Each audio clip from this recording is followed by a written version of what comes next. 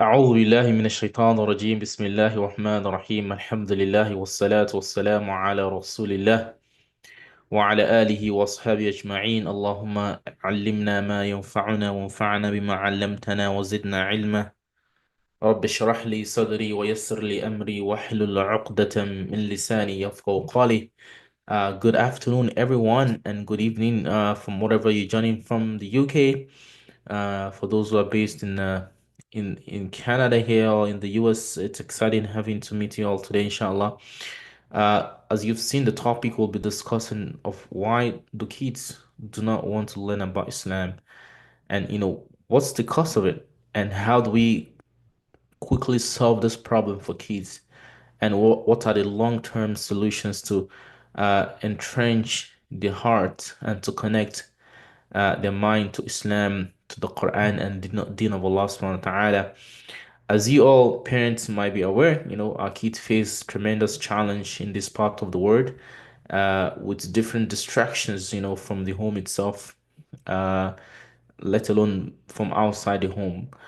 So we want to talk about this today, and so that we can reactivate the mindset of our kids towards Islam and reactivate their connection to Allah subhanahu wa ta'ala and to the deen of Allah subhanahu wa ta'ala. So I'll be your host today. My name is Imam Muhammad. I'm the founder and the director of Maaher Academy for Quran and Islamic studies, and also leading communities here in St. John's, Newfoundland. So I'll be actually going through those steps. Firstly, we'll talk about what are the causes of kids losing interest in Islam and the Quran, especially for those of the kids who are living in the West. We do have the same scenario in other parts of the Muslim world where Muslims are the majority, but what is the trend and what is the cause of it? We'll like to go through that today, and I would like actually to have your contributions to this topic. I would like you all to talk about it as well. You can comment in the chat below and let me know your thoughts about the discussion, and let me know your thoughts about what are the solutions that you've preferred, or as a parent, what are the solutions that you've actually put in place for a child? You hear some kids when it's time to learn the Quran, or they'll say, "Oh, mommy, are we having Quran today?" Or is it time for Quran class? You see the uneasiness in their face about, "Oh, I'm going to learn this boring stuff again," or there are many reasons. So one of the biggest reason a lot of students do not want to learn the Quran, especially little kids. One thing is, many of the parents sometimes when they have kids to learn about Islam, we don't connect their mind. So it's really emphasis on memorization and, oh, you have to do this.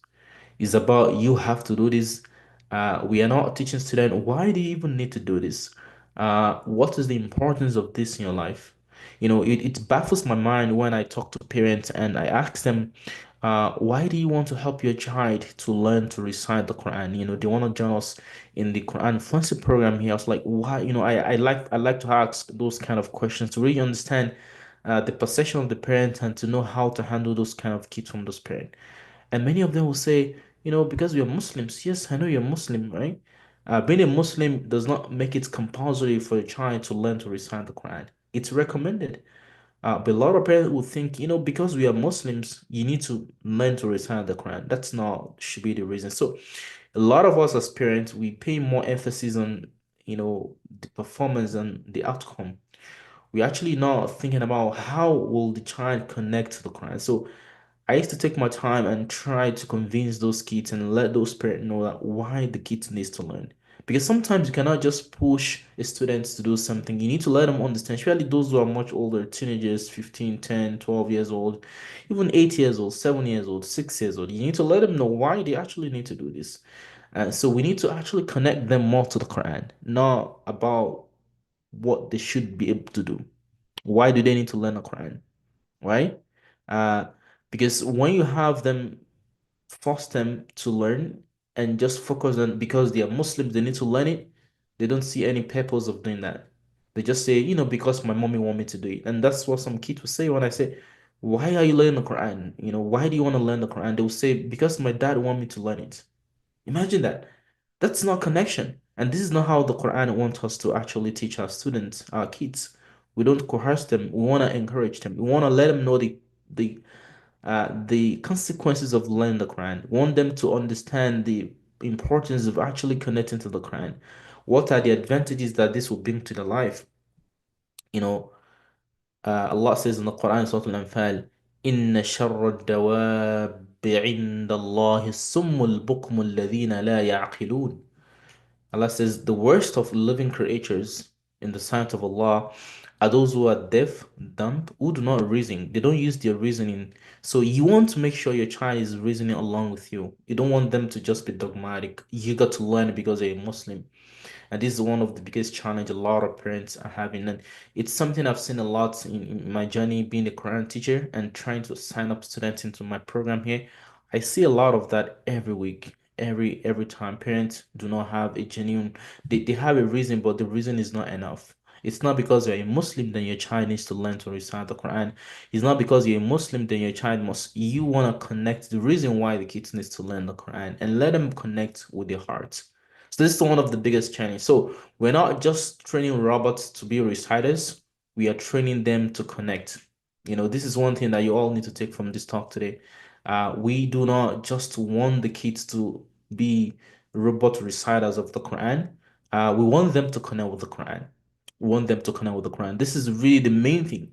But a lot of schools, a lot of parents are actually losing ground on this.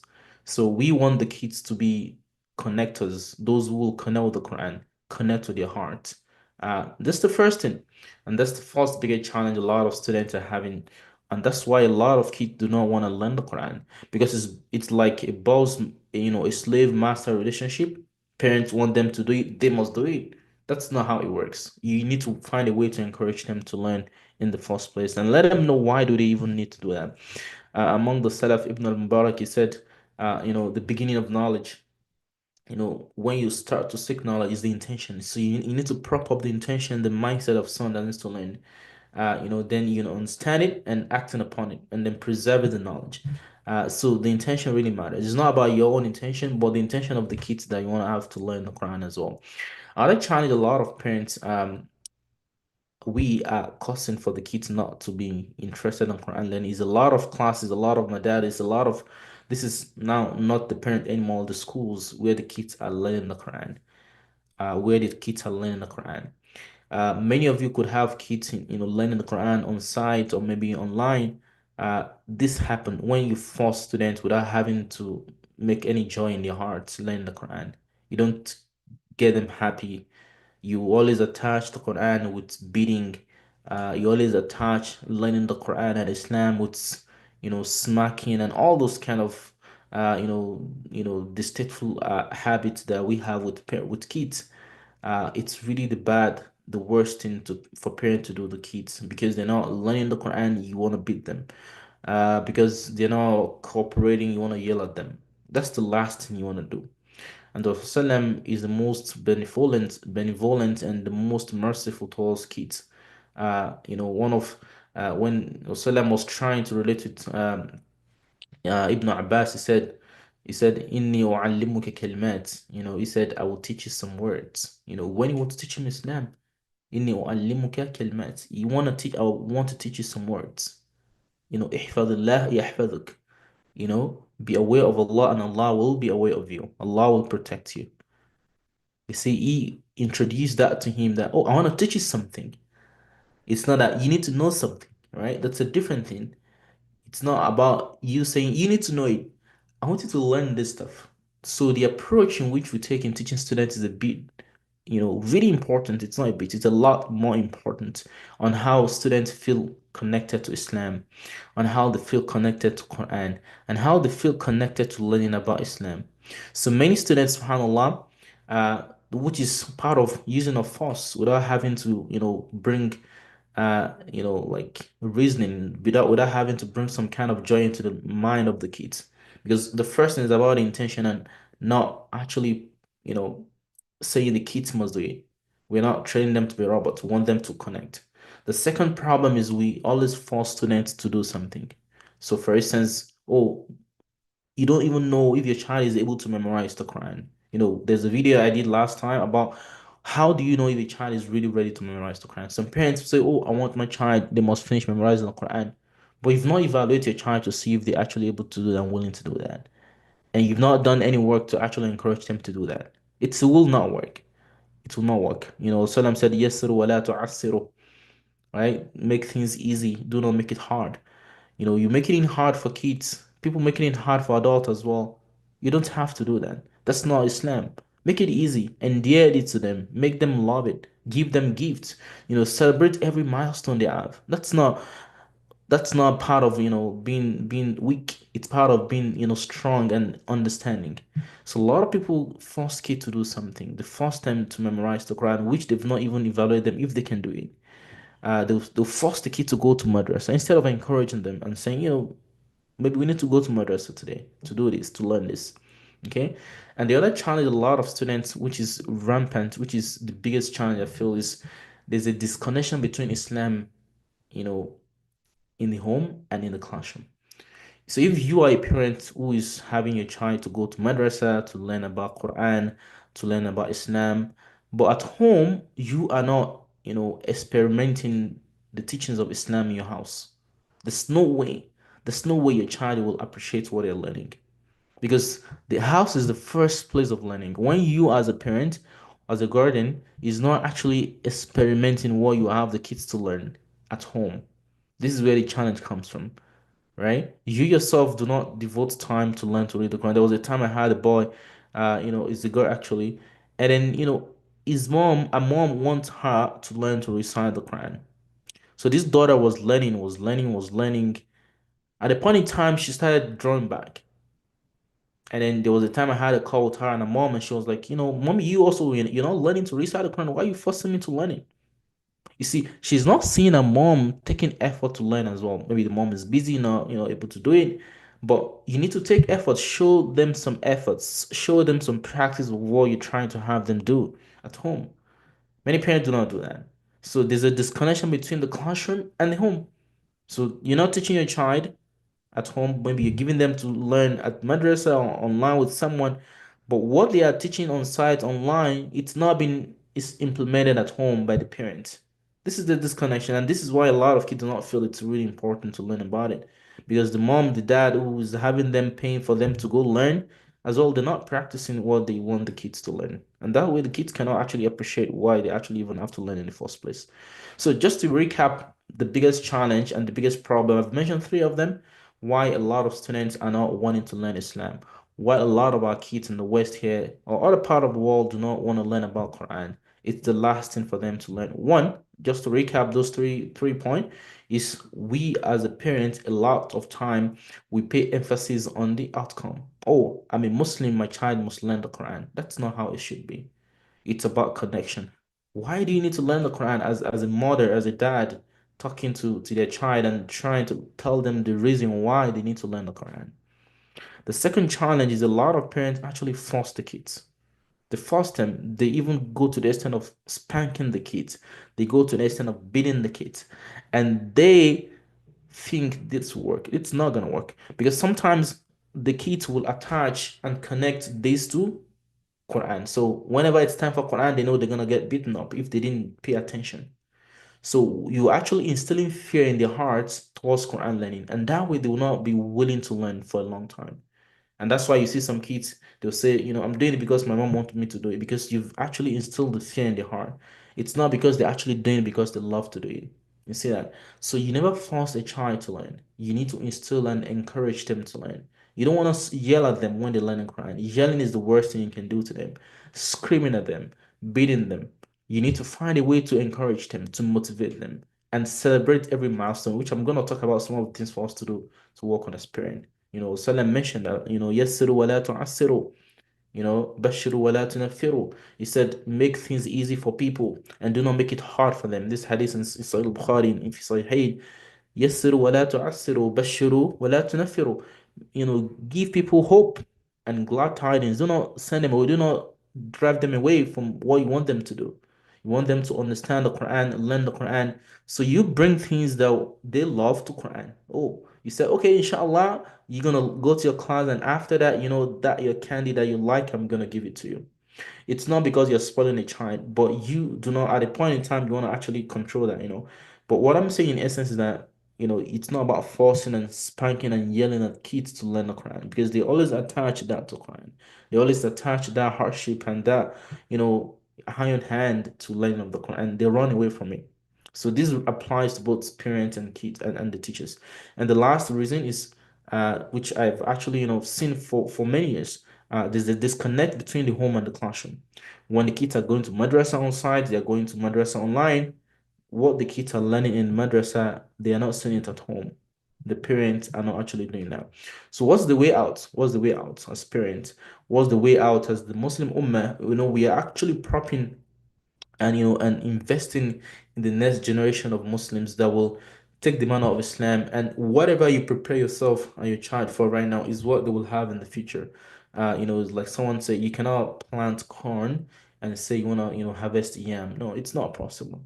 You harvest corn, you hope that you're gonna get the corn out. There are many people that even, they plant the corn, they put the seed of the corn on the ground, but not all the corn actually germinates, to what the farmer actually want. And this the same concept of training kids. You plant in them, you try your best, but you pray to Allah subhanahu wa ta'ala to make your effort come out. Because this will not just benefit them alone, it will benefit you in the future as well. When the kids grow up and become responsible men and women in a society, they know the right of Allah, they know the right of the parents, they're giving the parents the right they deserve, they're giving Allah, they're giving the messenger, they're giving people around them the right that they have from them. This is how you will see the benefits. And beyond that, on the day of Qiyamah, you will know that you invested your own time, you've done your own part. So Allah is not going to hold you accountable for not training the child. So one of the first things that we can use to rekindle, child's love of Islam and the Quran in the heart is one, make the learning, experimental, make it experimental, like, do not make it something they just see like a movie abstract. Make it life in the house. Do not just make it academic. You go learn it. You need to make it practical.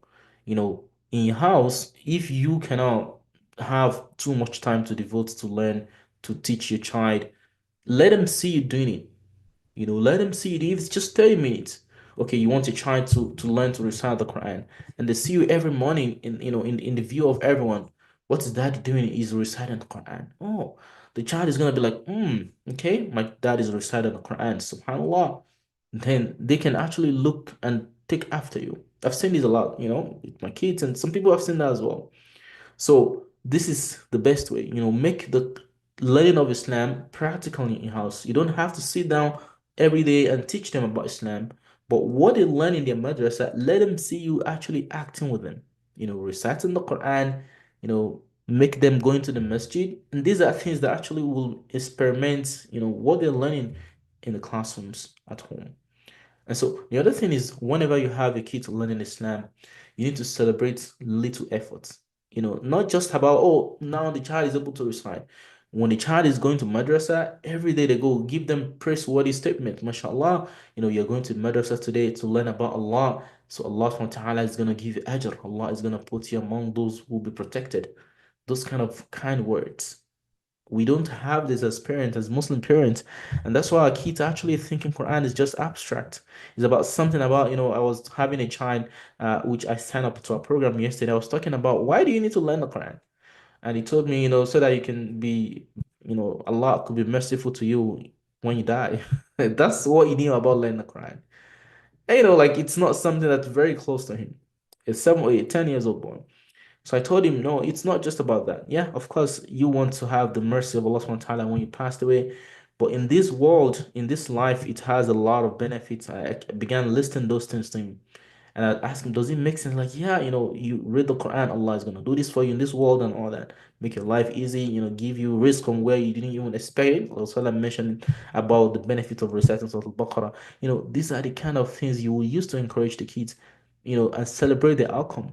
And that's why in our program, for instance, here at Maaher Academy, when we teach our student, we have, like, thumbs ups. If a student just mentions something correctly, we celebrate them, give them thumbs ups. or a student actually at the end of, at the end of the week, they've achieved, good attendance to their classes, they've done their homework, we celebrate them so everyone can see, oh, this child has actually achieved 100%, perfection in joining classes and doing homework this week. It's not just about the outcome or, oh, the student is able to recite. No, we actually celebrating the effort the child is putting in place, coming to the classes, doing the homework. These are effort that actually needs to be celebrated. So going to the classes, these are things, the small things the kids, when you celebrate that with them, subhanAllah, you don't know how effective this will be on their hearts. They understand this, they appreciate this. So that's the second thing. We need to celebrate all small efforts when these kids go to madrasa to learn. You know, we need to celebrate that. Not just about when they're able to achieve the final goal that we want. Many parents will be looking at those final goals.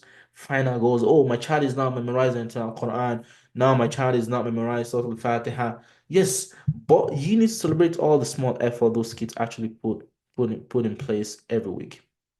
And the third thing I want to mention about how do you rekindle the love of Islam in the hearts of our kids at home. Um, let us teach them kindness, the kindness of Islam. Let us teach them, let us teach them those things Islam preaches that really, intend them to what they see around them today. Let's connect, the abstract of Islam they think in their brain to the reality, to concrete evidence, to concrete practices. For instance, right now, you give money to people as charity, you donate money, and you tell your child, you see, this is what Islam taught us. Islam teaches us to save people who are in danger. Islam teaches us to give money, to give, food to those who are hungry. This is what Allah told us, and this is the Quran. You're connecting, the message of the Quran to their daily life, or you're teaching them, you see, the Prophet told us that before we go out of the house, we make this dua. And this dua, when you say it, Allah will use this to protect you from all evil. Oh, they realize, oh, so protection. So this is some of the things we need to put in place as parents. So just to recap, those first few things we need to do to rekindle the love of Quran and Islam in the heart of our kids. One, we need to make learning of Islam and the Quran, experiential in the house. We need to make it practical. In our own home, let's make real, the Quran in the house. It's like when you recite the Quran, you pray your salah, you're linking what the kids are learning in the class to what they are saying at home. And then we need to celebrate them. Celebrate each effort your child is making every time they learn the goal, they do their homework, they read something, even if they're not perfect. Celebrate every outcome. Celebrate every outcome they actually have achieved. If it's daily, if it's weekly, make effort to celebrate them. This is so amazing that it's gonna have a long impact in their life, and it will have a long lasting, impact in their heart, connecting to Islam and the Quran. And the last part of what I will give as suggestions as parents, if you have a child that's not connected to Islam and do not even want to learn about the Quran, let's try to connect the teachings of Islam, the faith, to everyday life. Connect, the teachings of Islam to everyday life and let them know that you're doing the connection. So, for instance, I mentioned earlier, you're giving charity to people, you go to the street and give money and say, this is what Islam teaches us to do. This is what Allah told us to do. So when people are saying about Islam outside, they don't know that's not what Islam is about. Islam is about being merciful, being kind, and being doing this and that to people. You didn't know that. Or when you try to let them understand the practicability of the learning of Islam and the Quran in their daily life. So learn the Quran, learn Islam is not just for akhirah. I mentioned about a child which I signed up to a program yesterday, and he was saying, he thought basically learn the Quran is gonna just give you, make Allah give you mercy when you die, so Allah can be merciful towards you in your qabr, in your grave. He doesn't know some of the advantages of learning about Quran and reading it itself, and learn about Islam in this world. He doesn't even know, he doesn't connect the dots because no one has sat him down to tell him that. You see, we need to make sure we do that very often at home. So building long life connection with these kids and getting them back. So we need to do, you know, take a few steps. But these few steps are really important as teachers, as parents, to recap what I've said and to round up the talk. So you want to see a long-term, you want to see a long-term impact of Quran learning in the life of your child. You want them to connect Quran back. You want them to connect to Islam. Aside from those three, points I've mentioned about you making it practical in your life, in the family house, in the family home, reading the Quran with them. If you've not learned it, go learn it. Not just having your kids to learn and you not learning. Read and let them see you read. Experiment what you know they're learning, what you even teaching them, and celebrate every milestone they actually achieve. And lastly, you must make sure that you connect the lessons of the Quran, the lessons of Islam to their daily life, to things they see, to things they actually do themselves. Going out of the house, eating. What's the benefits of reciting this dua that Salam taught us? What's the benefit of reciting Surah Al-Baqarah, in the house? And all those things, we need to actually let our kids know them and let them see the practicability of the learning of Islam to their life. Uh, so, just to recap this discussion, you want to see all these efforts in a long-term vision in your child. You want to continue doing that, because you want to model what you ask them to do. You want to model what you ask them to do. You want to make sure that you make Quran learning, Islamic studies learning fun. Do not make them learning with harshness, with difficulty. And that's why in our program here, we've actually, have this program called the Accelerated Quran Reading Program. So students of the same age, the same level are able to learn together. They're having fun and having games and having quizzes in Quran classes. So we all do not learn the Quran that way. When we're very young, we learn it with cane, with beating and all this hard, environment where we learn the Quran. And some people actually, left the Quran classes when they were really young because it's so harsh, it's so, very tough. Kids do not like that. So we want to make Quran endearing to them, make it joyful learning, make it structured, do not just make it, do not make it overwhelming for them. Okay. And so lastly, you need to make dua to Allah subhanahu wa ta'ala. You cannot take away, the effect of dua in the life of your kids. Like I mentioned earlier, everyone is going to train the kids. We're all going to train our kids. We all want to have them learn about the deen and teach them. But one thing is evident, and not all the effort that you planted will come up. Not everything that you planted, not all the seed that you plant that you put on the soil in the soil will germinate. Not all of them. Even if they all germinate, not all those seeds will actually bear fruits.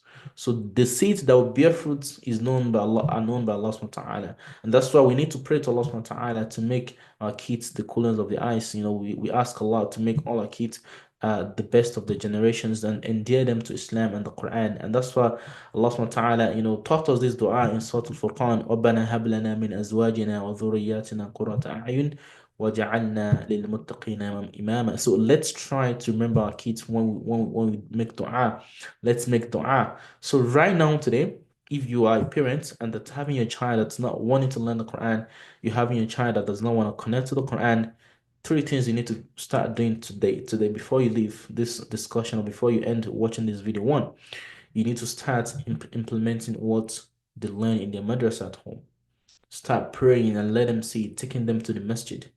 Let them go with you to the masjid. Go to the masjid yourself and let them go. You're not going to the masjid, you're not praying, you're not reciting the Quran, but you say your kid cannot do it. They will not learn to know the importance of that if you're not doing that. So you need to actually start first, praying at home, reading the Quran, taking those actions first. Otherwise, you'll just spend money in madrasas, but it will not have any effect on your kids. Okay? So start implementing, if it's salah that you want to be praying, going to the masjid or praying at home if you don't have masjid in your city, or reciting the Quran daily, or pick a time on the week to recite it. You need to start implementing the teachings you learn in the madrasa at home. The second thing is that you need to celebrate all their milestones, every little step, every consistent step they do, going to the madrasa, attending the madrasa, doing their homework, praying their salah. You need to celebrate those activities. You need to celebrate them. Oh, subhanAllah, we have Muhammad prayed all his 5 daily salah this week. He's going to get this gift. This is how you're going to encourage students to endear them to Islam. So you want to make it fun. Do not make it harsh. Do not beat them. Do not spank. Do not yell at them. Do not make them feel Islam is hard and tough. Okay, then you need to actually make sure you connect the learning of the Quran the learning of Islam to their daily lifestyle. Going to school, the dua they make, let them know. And that's why when you have your child, so for instance, enrolled into programs like ours here, we help them learn to recite. So you can recite with your child. If you already reciting, then you can have a way to connect together weekly and have your child recite the Quran themselves. So a four-month program can help your child learn to recite themselves. Or the Islamic studies class we have with the program also helps them to learn the basic tenets of Islam. So they can ask you questions so you can practice together with them at home, inshallah. So if you're really interested in our program, you can check the link below this video to book one of my parent demo calls this week. I have limited spot to let us discuss how this can work together. And this is going to be the end of the talk, inshallah. And we ask Allah subhanahu wa ta'ala to make our kids the best of the generations, to make them the coolest of our eyes. We ask Allah subhanahu wa ta'ala to make our efforts have effect on them, to make all our good intentions have, you know, um, effect on them, because when you pray to Allah subhanahu wa ta'ala, you ask Allah subhanahu wa ta'ala to accept your dua on your kids, to make them what you want them to be in the future, inshallah. هذا وصلى الله وسلم وبارك على عبدك نبيك محمد وعلى آله وصحبه أجمعين سبحانك اللهم وبحمدك ونشهد أن لا إله إلا أنت ونستغفرك ونتوب إليك. السلام عليكم ورحمة الله وبركاته. Until we meet next week, inshallah, for another episode of our talk. So if you need any question, if you need anything as help to help your child connect to the Quran, to connect to Islam, join us here at Maaher Academy to help your child learn to recite the Quran and have them understand the basic of the religion so they can start practicing